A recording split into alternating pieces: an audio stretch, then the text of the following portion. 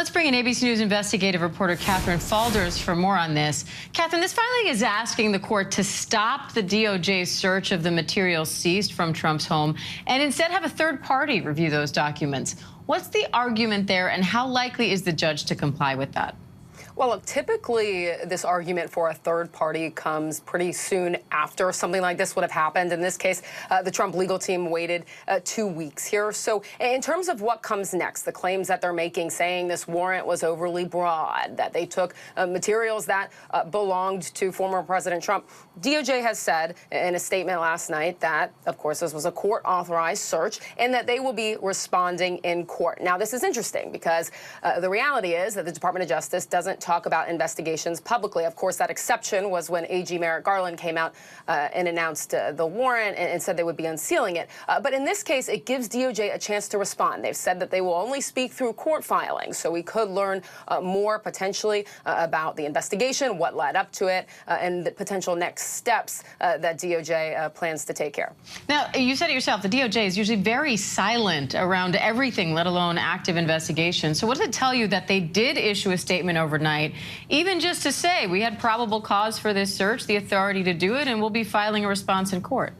Well, it's rare, right? And it's interesting that they wanted to come out and say this pretty soon after Trump's team filed their motion. And I think that's because the basis of the Trump team's motion was that this was against his constitutional rights, that this was overly broad, that some of these documents he claims could have been protected by privilege. So it says that DOJ thinks it's important to acknowledge quickly that this was a court-authorized search. And the judge, I will say, in the other case that we've been talking about, too, in that case to unseal the affidavit, he said that he reviewed all of this material before signing off on the warrant, and he found all of this to be credible. So I think the Department of Justice wants to make that very clear, that this wasn't just FBI agents breaking in to Trump's home, as he claims.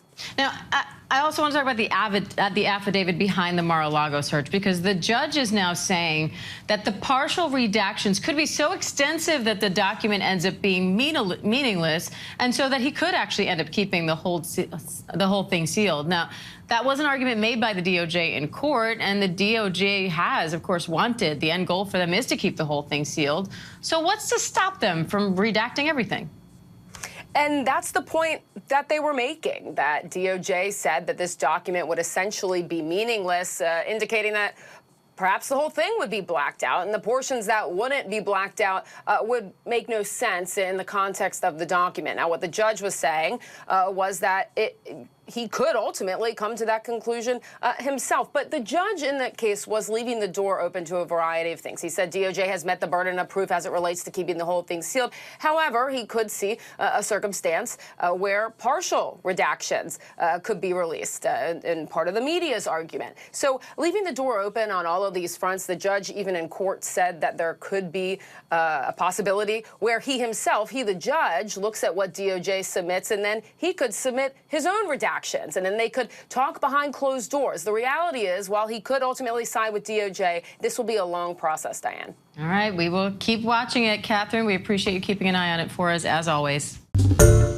Hi, everyone. George Stephanopoulos here. Thanks for checking out the ABC News YouTube channel. If you'd like to get more videos, show highlights, and watch live event coverage, click on the right over here to subscribe to our channel. And don't forget to download the ABC News app for breaking news alerts. Thanks for watching.